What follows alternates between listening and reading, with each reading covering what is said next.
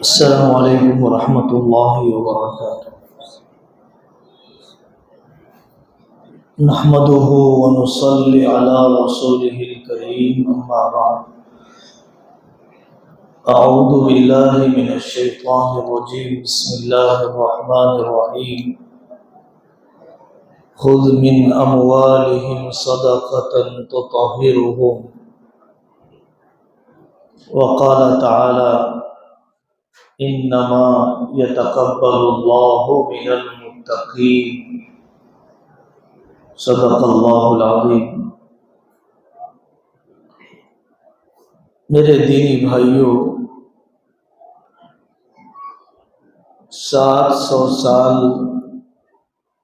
اس ملک میں مغلیہ سلطنت کے خاتمے کے بعد اکابر علماء نے، حضرت نانوتوی نے، حضرت گنگوہی نے اور ان کے بڑے حضرت حاجی امداد اللہ مہاجر مکی رحمۃ اللہ علیہ نے یہ سوچا کہ اسلامی یا مسلم حکومت تو ختم ہو گئی، لیکن دینی محنتیں ختم نہ ہو۔ بیت المال، سرکاری تنخواہیں، سرکاری ملازمتیں، مسلم ریاست کی سرپرستی، مسجدوں اور مدرسوں کی سب ختم ہو گئی تھی۔ تحریک مدارس کی شروعات، تحریک مدارس کی شروعات ہمارے اکابر نے کی۔ دارالعلوم دیوبند اور دیگر ملک کے اندر پھیلے ہوئے ادارے، دنیا دارالاسباب ہے، مالیہ چاہیے، فائنینشیل سورسز چاہیے، عوامی چندے کو بنیاد بنایا گیا مدرسوں کے چلانے کے لیے، دینی خدمات کی خود مختاری باقی رکھنے کے لیے طے کر لیا گیا کہ 100% حتی الامکان گورنمنٹ کے گرانٹ لینے سے، سرکاری امداد لینے سے بچا جائے گا۔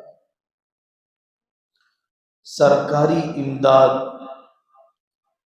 حکومتی فنڈ جب بھی لیا جائے گا تو دینی محنتوں کی آزادی ختم ہو جائے گی۔ فتویٰ دینے سے پہلے بادشاہ کے حکم کو دیکھنا پڑے گا۔ اللہ تبارک و تعالی نے بقول مفتی سعید صاحب پالنپوری رحمۃ اللہ علیہ کے، ہندوستان کا حشر وہ نہیں ہوا جو رشیا میں ہوا، وہ حشر ہندوستان میں دینی خدمات کا نہیں ہوا جو اسپین اور اندلس میں ہوا۔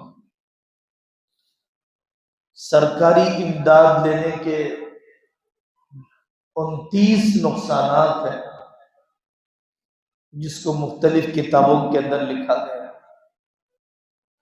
چندہ کرنا کوئی گھٹیا عمل نہیں ہے، ہر اجتماعی کام اجتماعی چندے سے ہی ہوتا ہے۔ وزیر اعظم کی تنخواہ پورے ملک سے ٹیکس وصول کر کے دی جاتی ہے، وزیر اعلیٰ سی ایم کی تنخواہ پورے اسٹیٹ سے چندہ کر کے دی جاتی ہے۔ حضرت نبی پاک صلی اللہ علیہ وسلم نے اجتماعی تقاضوں کے لیے چندہ کیا، توکل کے خلاف نہیں ہے، شیخ الحدیث مولانا زکریا صاحب رحمۃ اللہ علیہ فضائل صدقات میں جہاں پر سوال کرنے کی مذمت کو لکھا ہے کہ آدمی انسانوں سے سوال کرے، بہت برا عمل ہے جو سوال کا دروازہ کھولتا ہے، اللہ اس کے اوپر فقر کا دروازہ کھولتے ہیں، پکی حدیث ہے۔ لیکن یہ سوال کرنا اپنی ذات کے لیے برا ہے، آدمی اپنی ذاتی ضرورت کو لوگوں کے سامنے رکھ رہا ہے، یہ بری بات ہے۔ لیکن اگر قوم کی ضرورت، اجتماعی ضرورت، مدرسے مکتب کی ضرورت، دارالقضاء اور غیر سودی بینک کی ضرورت، رفاہی کام کی ضرورت اگر وہ رکھ رہا ہے تو یہ بالکل زبردست قربانی دے رہا ہے کہ اس نے اپنی غیرت کو قربان کر دیا قوم کی ضرورت کو پورا کرنے کے لیے۔ جو لوگ اس کام پر لگے ہوئے ہیں، تنخواہ لیتے ہیں، وہ اخلاص کے خلاف نہیں ہے۔ حضرت ابوبکر صدیق رضی اللہ عنہ بیت المال سے تنخواہ لیا کرتے تھے، حضرت عمر رضی اللہ عنہ لیا کرتے تھے۔ کتابیں لکھی ہوئی ہے، رسول اللہ صلی اللہ علیہ وسلم کی ذاتی معاش کیسی تھی۔ تو دین کی خدمت کرنے والوں کا بقدر ضرورت، بقدر کفاف بیت المال سے تنخواہ لینا یا اجتماعی چندے سے تنخواہ لینا یہ اخلاص کے خلاف نہیں ہے۔ اگر وہ تجارت میں رہے گا ایک سوئی باقی نہیں رہ پائے، مسجد کی خدمت، مدرسے کی خدمت، دارالقضاء کی خدمت، قوم کی خدمت میں فوکس نہیں کر پائے گا۔ اگر اس نے دو کام کیے، ایک طرف دین کی خدمت بغیر معاش کے اور دوسری طرف حصول معاش کی فکر۔ ہاں چندہ کرنے کے اصول ہیں، ضابطے ہیں، چندہ امیر المومنین کر سکتا ہے، نمائندہ بیت المال کے ذمہ دار کر سکتے ہیں۔ اب اسلامی حکومت نہیں ہے تو علماء نے طے کیا کہ ایک شورا ہونی چاہیے، ارباب حل و عقد ہونا چاہیے، کمیٹی ہونی چاہیے، دین کی سمجھ بوجھ رکھنے والوں کی کمیٹی ہونی چاہیے، جن کی نگرانی میں چندہ وصول کیا جائے، زکوٰۃ کو، صدقہ فطر کو، عطیات کو اس کے مصرف میں خرچ کیا جائے، حسابات کی شفافیت رکھی جائے، سرکاری قوانین کی بھی رعایت کی جائے۔ زکوٰۃ کا پہنچانا ہماری ذمہ داری ہے، زکوٰۃ کا پہنچانا ہماری ذمہ داری ہے۔ مقبول بندے اپنی زکوٰۃ کے لیے مصرف تلاش کرتے ہیں، نیک سے نیک بندے پر میرا مال خرچ ہو، دین کی خدمت کرنے والوں پر میرا مال خرچ ہو، جس کو دیا گیا اس کی پیشانی پر بل بھی دیکھنا نہیں چاہتے تھے تاکہ شرمندگی کے خطوط پیدا نہ ہو جائے۔ جس کو دیا جائے اس کو بھی پتہ نہ چلے کہ کس نے دیا، اندھے فقیروں کو دے دیتے، سوتے فقیر کو دے دیتے، بالواسطہ کسی کے ذریعے سے پہنچا دیتے ہیں۔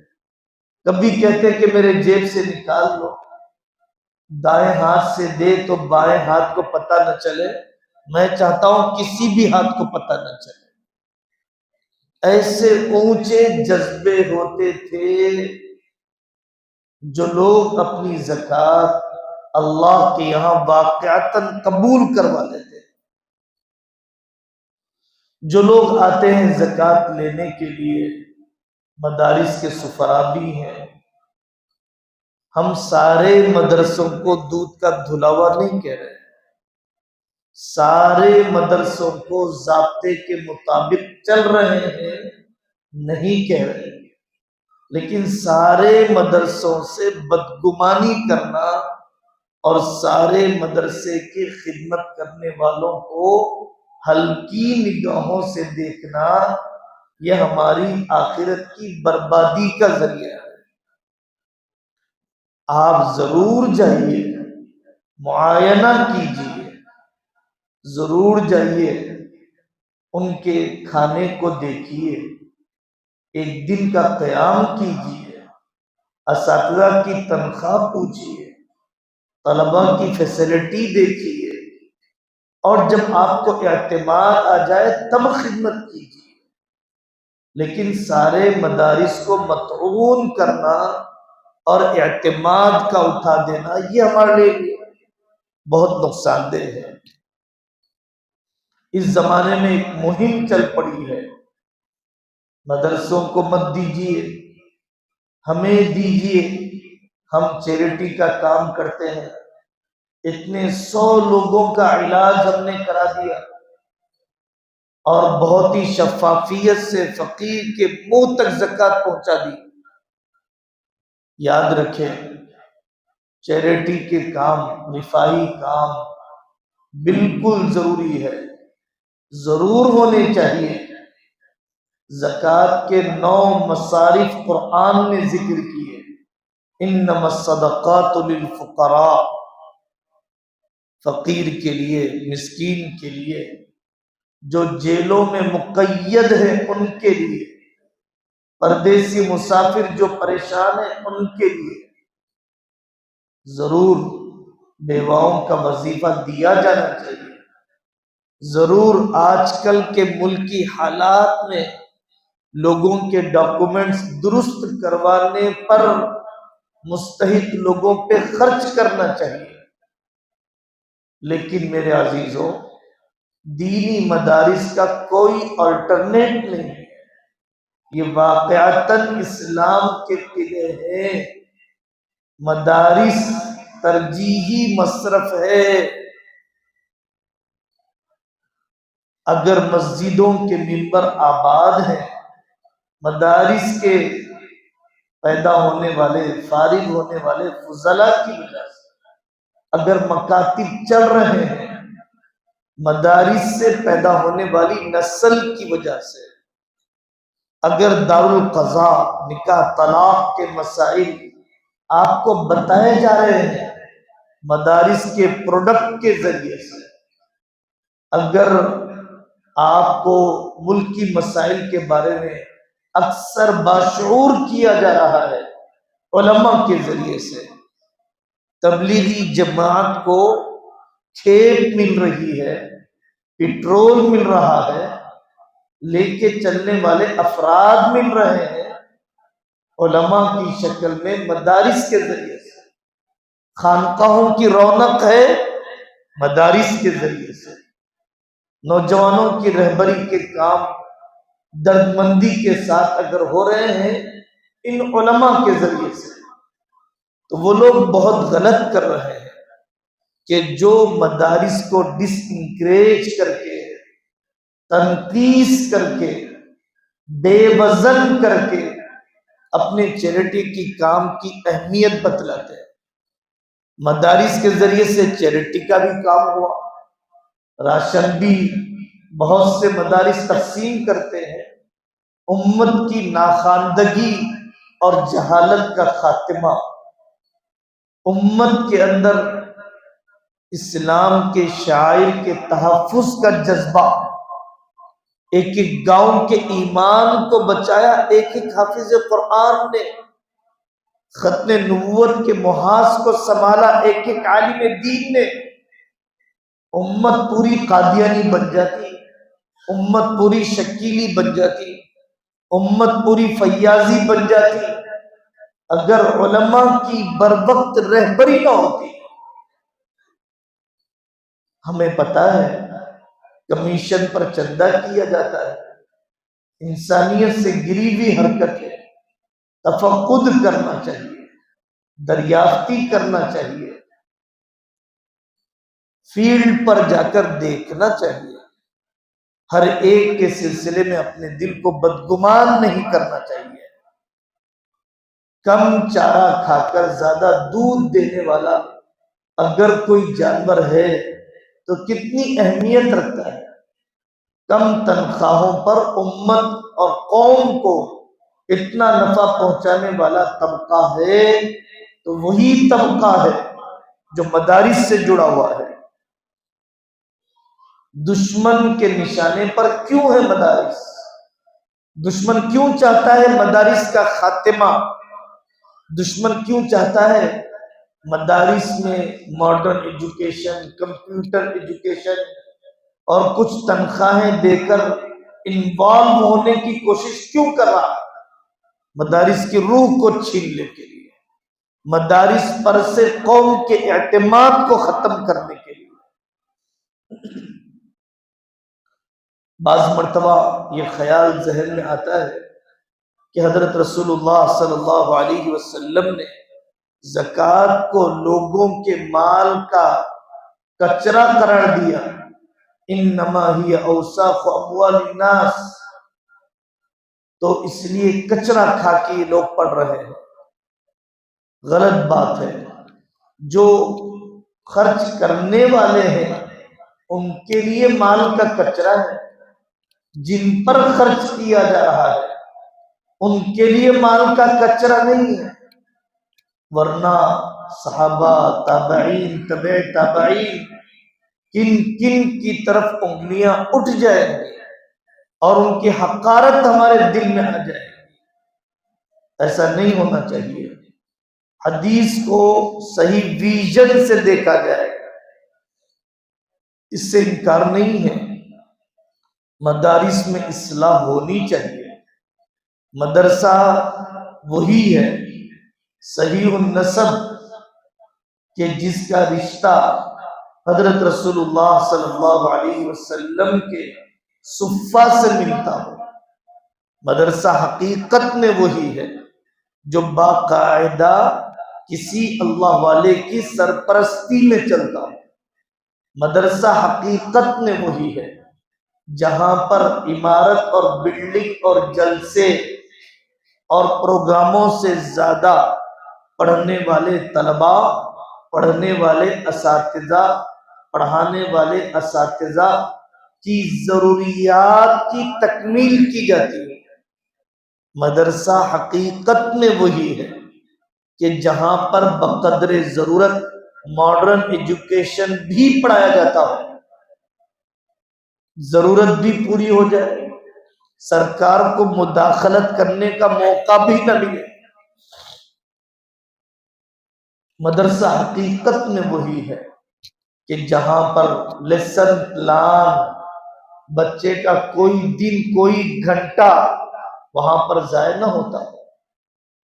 آپ ان ملکوں سے کمپیئر کر لیجئے جن ملکوں میں مدرسے نہیں ہیں یا ختم کر دیے ہیں، اور اپنے ملکوں کو دیکھیے جہاں پر مدرسے پوری شان و شوکت کے ساتھ ہیں. تو ظاہر ہے کہ رونق ہی الگ ہے، دینی شاعر کا نمایاں ہونا ہی الگ ہے. وہ لوگ مثال دیتے ہیں جب ہمارے ملکوں کو آتے ہیں کہ واقعی اس امت اور قوم نے ان لاکھوں مدرسوں کو اور لاکھوں مسجدوں کو محض اپنے چندے کے ذریعے سے، غریب کا چندہ، مالدار کا چندہ، سرکاری امداد سے بچتے ہوئے کیسے سنبھال کر رکھا ہے، محض اللہ کی ذات پر توکل کرتے ہوئے. اندازہ ہوتا ہے جب آدمی دوسرے ممالک سے اس کا موازنہ کرے. یورپ کے ملکوں میں بڑا اچھا طریقہ ہے کہ وہاں پر مسجد کے ذمہ داران آنے والے مدرسے کے ذمہ دار کی تفصیلات دیکھتے ہیں، اعتماد حاصل کرتے ہیں، تفصیلات پوری لکھ لیتے ہیں، اور کمیٹی کے ذمہ داران پورے باعزت طریقے سے خود کھڑے ہو کر اعلان کرتے ہیں کہ ہندوستان کے فلانے ملک، فلانے علاقے، فلانے شہر، فلانے گاؤں سے فلانے مدرسے کے ذمہ دار آئے ہیں، ان کا تعاون کیا جائے، مناسب الفاظ میں، جچے تلے الفاظ میں، نپے تلے کلمات میں، جس میں علم کا وقار بھی باقی ہو، دین کی عظمت بھی باقی ہو، اور علم دین کی اشاعت کے جذبے کو بھی ابھارا جائے۔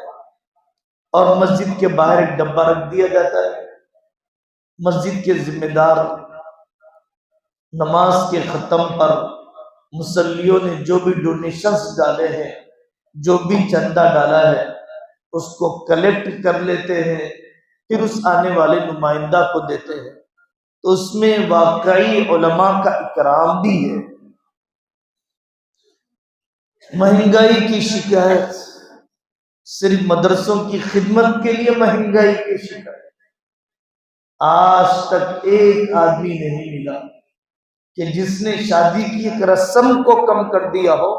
مہنگائی بہت ہو گئی ہے، کھانے کے ایک آئٹم کو کم کر دیا ہو، شادی اور فنکشن میں مہنگائی بہت ہو گئی ہے۔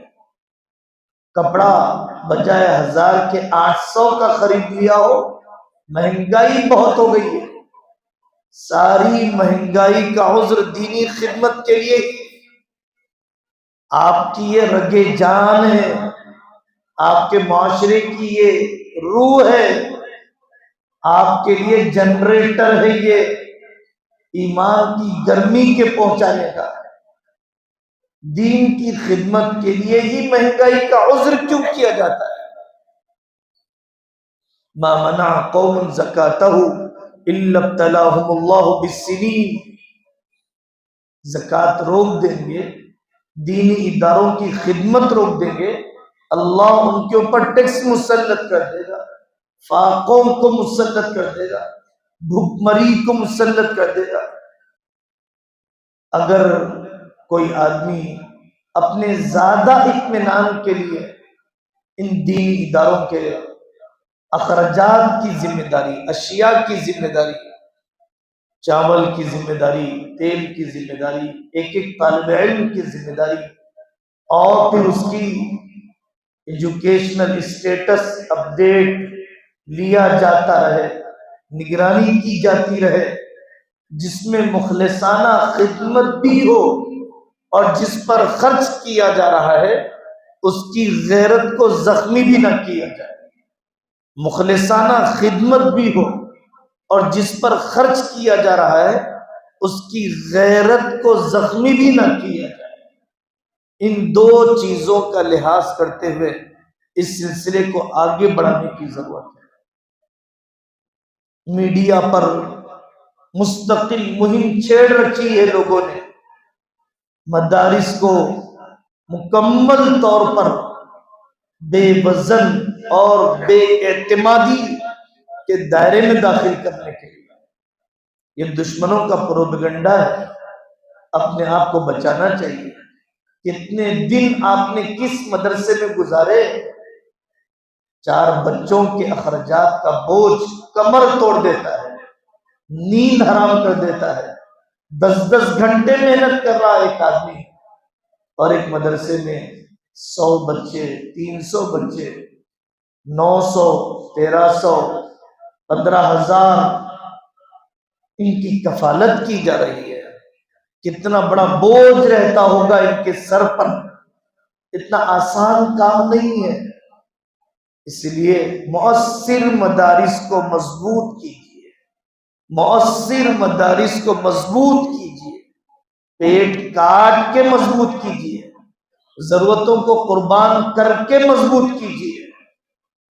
لوگوں نے اپنے اپنے علاقوں میں مٹھی فنڈ کا رواج، کھانا پکاتے وقت مٹھی بھر چاول ہی ڈال دیے، کھلیان اور کھیت کی کٹائی کے وقت غلہ پہنچا دیا، اپنے عید کے کپڑے نہ خریدے وہی مسجد کی تعمیر میں لگا دیا، آسام میں بچے کو ہی اپنے گھر میں رکھ لیا، ٹفن کا انتظام اللہ کے رسول صلی اللہ علیہ وسلم کے علم کے حاصل کرنے والے ملک کے مختلف حصوں سے آئے ہیں، ان کی خدمت سعادت ہے۔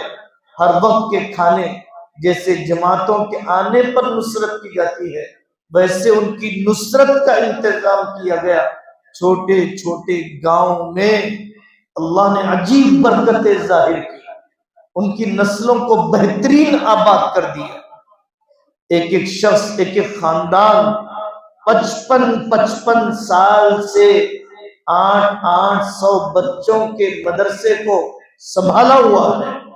انقلابی قسم کی شخصیات پیدا ہو گئی، خوش قسمت قسم کے لوگ ہوتے ہیں، نصیبہ سنور جاتا ہے ان لوگوں کا جن کو اللہ تعالیٰ قرآن اور علم کی خدمت کے لیے قبول کر لے۔ اللہ تعالیٰ ہم سب کو اس کے لیے قبول فرمائے، ان سازشوں کو ناکام فرمائے جو مدارس کو بے وزن کرنے کے سلسلے میں چل رہی ہے۔ آپ کے امام صاحب نے ہم سے کہا مدرسہ خیر المدارس ایک ادارہ چلتا ہے شاہین نگر میں، جس کو امام صاحب بھی اچھی طرح جانتے ہیں، میں بھی جانتا ہوں۔ آپ حضرات اس کی جو خدمت کرنا چاہتے ہو ضرور خدمت فرمائیں۔